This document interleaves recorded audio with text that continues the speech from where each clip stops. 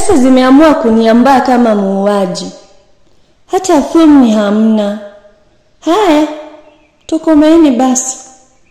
Labda mmeagana na Mrima kujificha nyote mafichoni. Eleza muktadha wa dondoo hili. Alama 4. Fafanua toni inayojitokeza katika dondoo hili. Alama 1. Tambua vipengele vya kimtindo katika dondoo. Alama 5. Thibitisha kuwa kwa kweli msemaji hakuwa na pesa wakati huo.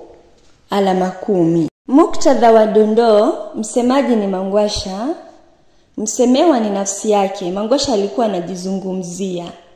Mahali ni chumbani mwake, na hii ilikuwa baada ya kutafuta pesa chumbani kote bila mafanikio. Toni katika dondoo ni toni ya utamaushi. Mangwasha anaposema tokomeeni, inaonekana amepoteza matumaini ya kupata hela. Vipengele vya kimtindo katika dondoo, tuna uzungumzi nafsia. Tunaona katika kauli yote hii Mangwasha anajisemea. Kuna tashbihi anaposema pesa zimeamua kumuomba kama muuaji. Kuna nida, tuna matumizi ya alama ya hisi pale baada ya jina hamna, yani kuonyesha hisia. Hata thumni hamna.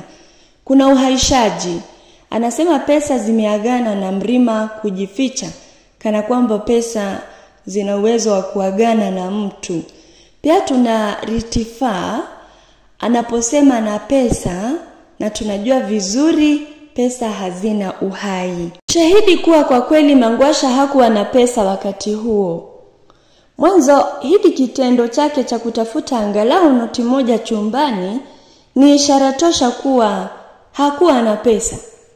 Pia tunaambiwa alikuwa anakopa vitu dukani. Tunafahamishwa kuwa suruali ya Sayore ilikuwa na viraka makalioni. Hata pia shati la Sayore lilikuwa limeraruka mgongoni. Na tunaambiwa rinda la Kajewa lilikuwa limeraruka.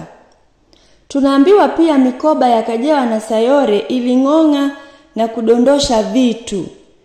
Pia tunaona Mangwasha anapanga kwenda kumuomba mwalimu mkuu avumilie hadi mwisho wa mwezi ili aweze kuwanunulia Sayore na Kajewa sare mpya. Sagilu anapoenda kwa Mangwasha anamkejeli eti simu yake haikuwa na credit, yani kadi hela. Sagilu pia anamwambia eti alikuwa amekonda na anasema matatizo yalikuwa tayari yameandikwa usoni. Vile vile tunaona kwamba Mangwasha analalamika kuwa vitu vyote muhimu nyumbani mwake vilikuwa vimeisha na bado hakuwa amepata mshahara.